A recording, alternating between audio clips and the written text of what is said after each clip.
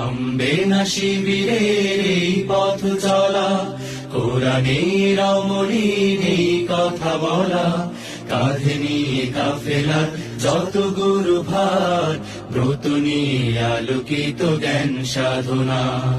পাড়ি দেব লৌহুলাল পথ বন্ধু, মঞ্জিল যত থাক দূর বহুদূর। পাড়ি দেব লৌহুলাল পথ বন্ধু, মঞ্জিল যত থাক দূর বহুদূর। থামবে না শিবিরের এই পথ চলা।